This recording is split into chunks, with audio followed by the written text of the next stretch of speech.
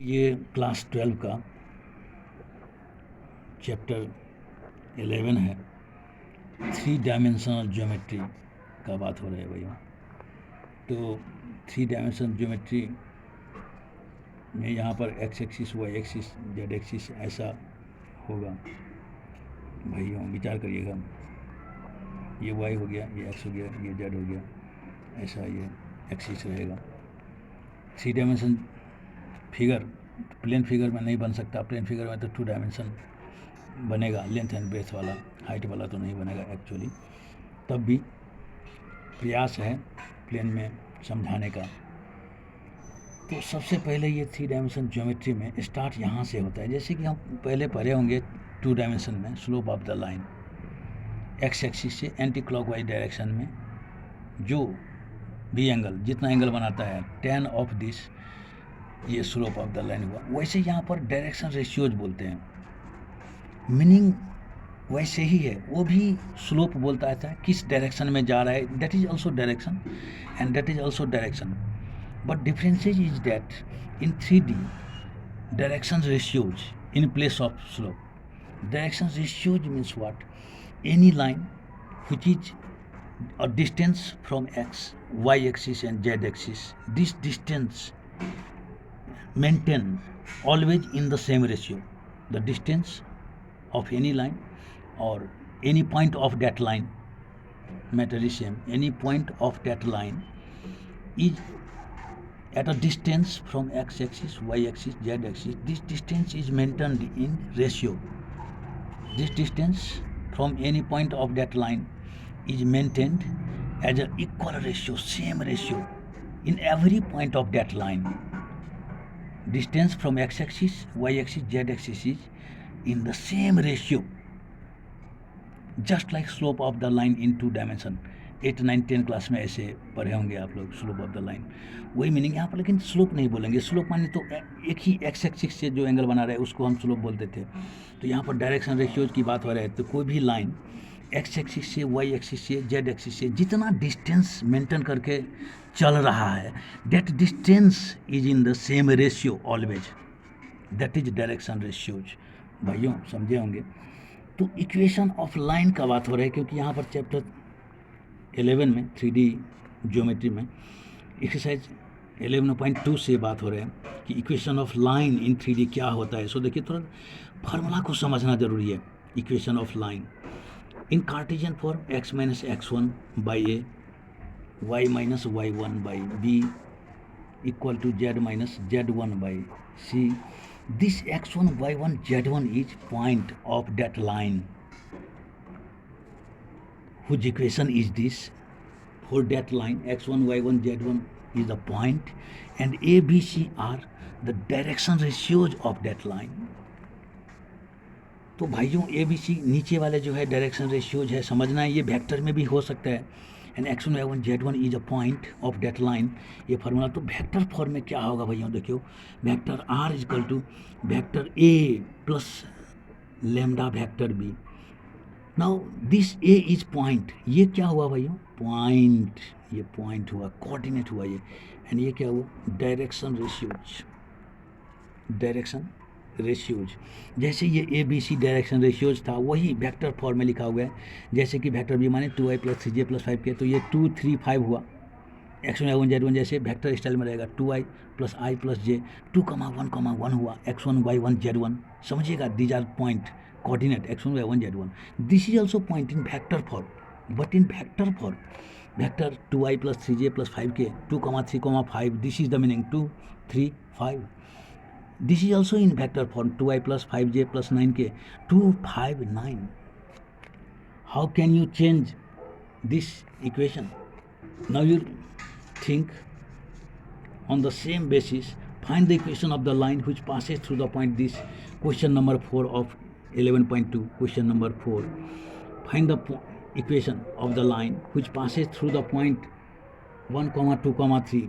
भैया थोड़ा विचार करिएगा, 1, 2, 3 से पास कर रहे हैं and parallel to the vector, यानी कि वेक्टर बी दिया हुआ है, parallel to the direction ratio दिया है, डायरेक्शन बोल रही है, parallel to the vector 3i plus 2j minus 2k, ऐसा ये दिया हुआ है। This is direction. तो हमको इक्वेशन लिखने बोलेगा कि वेक्टर फॉर्म में लिखो, कार्टेशियन फॉर्म में लिखो। तो वेक्टर फॉर्म में लिखेंगे यदि भैया, तो देखिए vector are is equal to vector a माने वही कोऑर्डिनेट है 1, 2, 3। भाइयों देख रहे हैं 1, 2, 3 यही कोऑर्डिनेट है। तो ये कोऑर्डिनेट को हम क्या लिख दिए भाइयों, विचार करिएगा। वेक्टर ए माने i + 2j + 3k, 1, 2, 3 को ऐसे वेक्टर स्टाइल में लिखे। और डायरेक्शन दिया हुआ था DRS वेक्टर बी, तो वेक्टर बी को 3i + 2j यही दिया था -2k, तो हम ये लिख दिए भैया। तो भैया हम देख रहे हैं वेक्टर फॉर्म में ये है, इसी को कार्टेशियन फॉर्म में बोलेगा तो x - x1 पॉइंट यही है। देखो भैया 1, 2, 3 इसी को वेक्टर स्टाइल में लिखा हुआ है, तो x - 1 बाई DRS। x वाला क्या है यहाँ पर, सो मल्टीप्लाई, ये तो DRS है, विचार करिएगा भैया। तो 3 हो गया इक्वल टू y - 2, देखिए y1 x1 y1 z1 ये पॉइंट है, बाई DRS ये हो गया 2 हो गया। And this is z - 3 by क्या हो गया भैया, ये -2 हो गया। ये हमारा कार्टेशियन फॉर्म हुआ, जिसको हम कोऑर्डिनेट फॉर्म भी बोलते हैं, कोऑर्डिनेट फॉर्म भी बोलते हैं। ये कार्टेशियन फॉर्म में हुआ। तो ये आपको ऐसे 1 मार्क में पूछ सकता है भैया, ये equation of line in vector form in coordinate form Cartesian form हुआ। अब देखिए जब 2 पॉइंट दिया रहेगा तो वेक्टर इक्वेशन ऑफ लाइन क्या होगा, 2 पॉइंट दिया रहेगा, 2 पॉइंट्स आर गिवन, तो क्या होगा फार्मूला, विचार करिएगा। Vector are is equal to vector A, एक ठो पॉइंट हुआ ये, plus lambda vector B minus A, B माने एक ठो पॉइंट, ए माने दूसरा पॉइंट, 2 पॉइंट का डिफरेंसेज इन वेक्टर स्टाइल में लिखेंगे, आई जे के कनेक्टेड करके लिखेंगे, बात वही है। एंड x - x1 भाई यहीं से पता चल रहा है, x ये तो पॉइंट वही है पहले जैसे ही है, और नीचे खाली ये डिफरेंसेज है, सबट्रैक्ट किए हैं वेक्टर b - a, एक तो पॉइंट से दूसरे पॉइंट घटा रहे हैं, x वाले घटेगा x2 - x1, वही बात है भैया। y - y1 विचार करिएगा भैया, यही बात है, y2 - y1 ये फार्मूला हो गया, z - z1 by z2 - z1, पहले से जैसे आप देख रहे हैं कि ये ऐसे कार्टेशियन फॉर्म हो गया। एक तो ले लीजिए क्वेश्चन नंबर आपका नंबर 9 में, तो क्वेश्चन नंबर 9 जो देख रहे हैं सो ऐसा है। तो हमको निकालना क्या है, सो देखिए vector are is equal to vector a plus lambda vector b, ये हमारा equation of the line when 2 points are given ऐसा है। तो भाई जो वेक्टर फॉर्म में लिख रहे हैं, वेक्टर ए माने एक तो पॉइंट, तो पॉइंट को हम वेक्टर फॉर्म में लिखे, दिक्कत मत मानिए। यही कोऑर्डिनेट को आई जे के XYZ में ऐसे आई जे के वेक्टर से पढ़े होंगे, वेक्टर पढ़े होंगे तो ये आप जानते होंगे भैया, -5 के यहाँ पर माइनस होगा, विचार करिएगा, जैसा है वैसे ही लिख दिए, -5 के ऐसे बंद कर दिए। एंड ये विचार करिएगा वेक्टर b - a, दूसरे में से ये फर्स्ट वाला घटेगा, ये जो फर्स्ट वाले से घट रहा है, तो 3 में से 3 गया तो 0 गया, विचार करिएगा 0i ऐसे लिख सकते हैं, -2 से -2 गया तो 0j भाइयों, एंड 6 से 5 गया तो ये 11k भाइयों, ऐसा हुआ। तो इसको आप डायरेक्ट ऐसे भी लिख सकते हैं, vector r is equal to 3i - 2j - 5k, ऐसे बंद करके ऐसे लिखेंगे, या प्लस लेमडा इंटू, तो ये हमारा आंसर हो गया लेमडा फैक्टर 11 के, ये हमारा आंसर हो गया, क्योंकि 0i 0j हटा दिए। इसी बात को यदि आप कोऑर्डिनेट स्टाइल में बोलना चाहेंगे इसी बात को, तो थोड़ा विचार करिएगा, यहीं पर हम लिख रहे हैं, विचार करिएगा, थोड़ा यहीं पर लिख रहे हैं, विचार करिए, इसी बंद में लिख रहे हैं हम, x - x1 फर्स्ट कोऑर्डिनेट वाला x1 z1 हुआ, x - 3 हो गया, देखिए भैया x2 - x1 यही तो हुआ DRS, ये देखिए equal to y - y1 y + 2 हो गया, यही तो DRS देखिए घट रहा है, यही तो -2 से -2 हो गया, तो ये 0 हो गया, एंड इक्वल टू वही तो हुआ, विचार करिए z + 5/6 5 ऐसे घटाए, विचार करिएगा भैया वहाँ 11, यही तो हुआ आंसर, ये कार्टेशियन फॉर्म हो गया। अब देखिए भैया एंगल बिटवीन 2 लाइन क्या होता है, cos theta is equal to vector b1 dot vector b2, ये DRS है भैया, DRS एंगल निकालने में स्लोप का काम आ रहा है, vector b1 magnitude vector b2 magnitude, vector जैसा ही है, वेक्टर में भी एंगल बिटवीन 2 वेक्टर ए होता था, vector a dot vector b by vector a magnitude vector b magnitude, वही बात है। b1 b2 माने हैं, एक ठो लाइन का DRS b1 है, दूसरे का b2 है, सिंगल लाइन का b मानते थे पहले, समझिए 2 लाइन आ गया तो थोड़ा रिप्रेजेंट फर्क कर दिए, vector b1 vector b2 means different line है, डिफरेंट DRS है डिफरेंट लाइन का।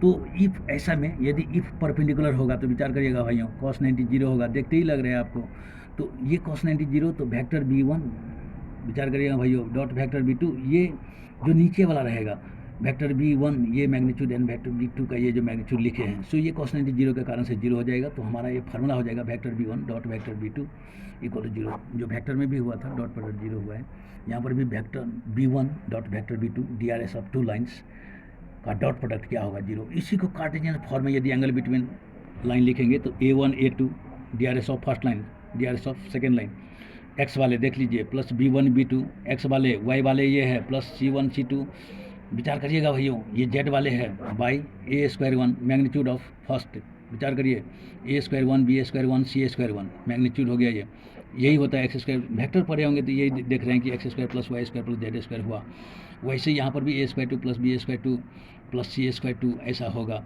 क्योंकि बिना वेक्टर पर कि ये 3D नहीं होना थोड़ा दिक्कत है, क्योंकि वेक्टर का यहाँ यूज हो रहा है भैया, वेक्टर का कॉन्सेप्ट यहाँ पर आ रहा है। ये कार्टेशियन में ऐसा इक्वेशन है। यहाँ पर यदि cos 90 जीरो होगा, विचार करिएगा थीटा यदि जीरो हो जाए तो हम क्या देख रहे हैं कि ये नीचे वाला जीरो हो जाएगा, तो A1 A2 नया फार्मूला बन गया भैया, B1 B2 + C1 C2 = 0। ये भी एक तो फार्मूला हुआ, क्योंकि ये DRS मल्टीप्लाई करके जोड़ेंगे ऐसे तो क्या हुआ, जीरो होगा।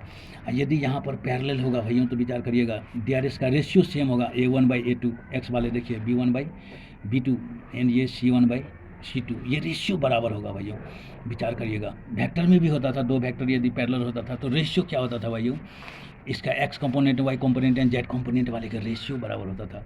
यहाँ पर DRS का दोनों लाइन का DRS का रेशियो बराबर होगा, पैरेलल होगा तो, अब परपेंडिकुलर होगा तो क्या होगा भैया, डॉट प्रोडक्ट DRS का मल्टीप्लाई करके जीरो होगा। या तो कार्टेशियन में A1 A2 + B1 B2 + C1 C2, ये DRS सब है भैया, ये सब क्या होगा DRS का, दोनों DRS का रिस्पेक्टिव टर्म मल्टीप्लाई करके जोड़ करके जीरो होगा, तो ये यूज होगा भैया। हम एक तो क्वेश्चन ले रहे हैं, एकदम क्वेश्चन ले रहे हैं एक तो भाई, यही रिलेटेड एक तो क्वेश्चन, जो दो लाइन परपेंडिकुलर है तो क्या होता है, ये इसी बेस पर एक तो क्वेश्चन नंबर 20 लिए हैं भैया, लाइन कैसे दो लाइन परपेंडिकुलर होता है, उसका रिलेशन कैसा होता है। तो क्वेश्चन क्या बोला देखिए, find equation of the line which passes through the point 1, 2, -4 and perpendicular to the line this and this.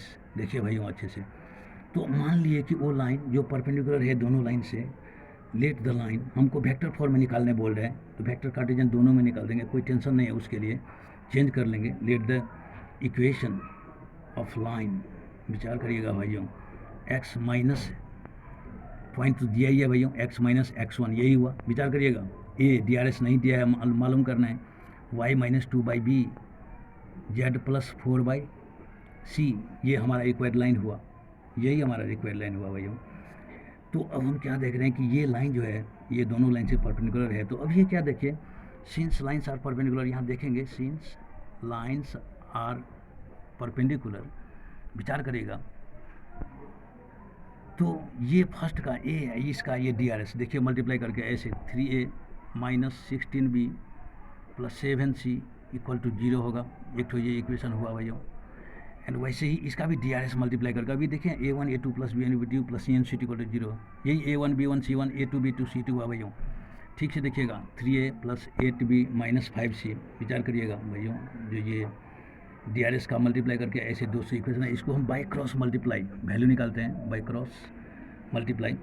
ए का a बाई, देखिए a वाले छोड़ करके -16 रखे, 8 रखे, 7 रखे, -5 रखे, एंड b वाले छोड़ करके b को, अब b वाले रख रहे हैं तो b वाले छोड़ करके विचार करिएगा, तो हम क्या रख रहे हैं b बाई, विचार करिए, ये 3 होगा, ये 3 होगा, ये 7 होगा, ये -5 होगा, ये दोनों रखे b वाले छोड़ करके, a का कोफिशिएंट c वाले कोफिशिएंट डिटरमिनेंट जैसे रखे हैं भैया, थोड़ा विचार करिएगा। ऐसे क्रॉस का साइन दिए, इसको क्रॉस मल्टीप्लाई बोलते हैं ये रूल को। एंड c के बराबर में क्या हुआ भैया, उसको देखिए 3 हो गया, -16 हो गया, 8 हो गया भैया, तो ये बराबर क्या हो गया सो भैया देखिए, दिस इम्प्लाइज a बाई 80 -56, 80 - 56, एक बार लिख देते हैं भैया, कोई चीज़ का हड़बड़ी नहीं है। -15 ये क्या होगा भैया, -21, -15 एंड -21 = ये क्या होगा भैया 24 एंड +48, नीचे से ऊपर जाएगा तो साइन क्या होगा भैया, अपने तरफ से माइनस होगा, नीचे से ऊपर जाएगा तो अपनी तरफ से माइनस देना पड़ेगा, ये डिटरमिनेंट का रूल, ये भी रूल है। एक्सेलरेशन ड्यू टू ग्रेविटी, नीचे से ऊपर जाएगा तो नेगेटिव होगा, थोड़ा वो भी याद रखेंगे, ऊपर से नीचे की आएगा तो पॉजिटिव एक्सेलरेशन होगा, साइंस से लॉजिक में ये भी थोड़ा लॉजिक काम करेगा, याद रखने के लिए, तो ये भी बात है। तो हम क्या देखें, ये इम्प्लाइज a बाई क्या होगा भैया, 80 से 56 का 24 हुआ था भैया, देखो b बाई ये क्या हो गया भैया -36 हुआ, एंड c बाई क्या हुआ भैया, ये 72 हो गया, विचार करिएगा भैया। तो ये जो देख रहे हैं ये भी है माइनस, तो यहाँ पर बीच वाले हैं, तो ये हम साइकिल में लिखे हैं 3/3, साइकिल में लिखना ज़रूरी था, 7 - 5 या 3 उसके बाद ये तब होना चाहिए c वाले, तब a वाला होना चाहिए, तो ये उल्टा जो है, इसीलिए माइनस लिख लिए, बैलेंस है बात भाइयों, ये ध्यान देखिएगा, कि माइनस लिख लिए, या नहीं तो हम साइकिल में लिखते, पहले ये लिखते तब ये लिखते, बड़े बड़े उल्टा लिखे थे, यहाँ माइनस लिखना पड़ेगा। तो इसके कारण से आप ये माइनस को आप हटा सकते हैं। तो हमारा ये रेशियो हो गया, डायरेक्शन रेशियोज। तो विचार करेंगे ये रेशियोज को सब में कॉमन 12 लग रहा है, ये भी हटा सकते हैं, 2 जा हो जाएगा, 12 2 जा, विचार करेगा। तो अब देखिए ए बाई क्या हो गया, 2 हो गया, 12 2 जा, एंड बी बाई क्या हो गया भाई, 3 हो गया, 12 3 जा, एंड सी बाई क्या हो गया, 12 6 जा। यहाँ पर ऐसा होगा, ये हमारा रेशियो हो गया। दिस इक्वल टू मान लो भाई अल्फा हो गया, किस तो रेशियो होगा, तो ए का वैल्यू क्या हो गया भाई 2 अल्फा, बी का वैल्यू क्या हो गया भाई 3 अल्फा, एंड सी का वैल्यू क्या हो गया 6 अल्फा। यही वैल्यू हम इक्वेशन में रख देंगे। रिक्वायर्ड इक्वेशन क्या होगा भाई, विचार करिएगा, एक्स माइनस 1 बाई ए था, तो यानी कि 2 अल्फा लिख दिया, एंड वाई माइनस 20, ये वाई माइनस 2 है भाई, वाई माइनस 2 बाई बी का वैल्यू 3 अल्फा हुआ, ये रख दिया, एंड जेड प्लस 4 बाई यहाँ पर 6 अल्फा रख दिया। अल्फा को हटा दिए, डेट इज रेशियो, कोई फ़र्क नहीं है, रेशियो लिखने के लिए मात्र लिखे थे। x1/2 equal to y minus 2/3 and z plus 4 by ये 6, यही हमारा इक्वेशन ऑफ लाइन हुआ। इसको वेक्टर फॉर्म में, vector r equal to point देख रहे हैं भाइयों, i प्लस 2j माइनस 4 क्या होगा, क्योंकि फार्मूला z माइनस z1 होता है, -4 होता तब ऐसा होता है। सो विचार करेंगे भाइयों, वेक्टर फॉर्म में है, and this is lambda into 2i plus 3j, 2i plus 3j plus 6k, ये हमारा वेक्टर फॉर्म में हुआ। इसी को कार्टेशियन फॉर्म में ये हुआ। कोई भी फॉर्म में आपको लिखने पड़ेगा तो आप इसे लिख सकते हैं। दिस इज लास्ट भाइयों आज के लिए।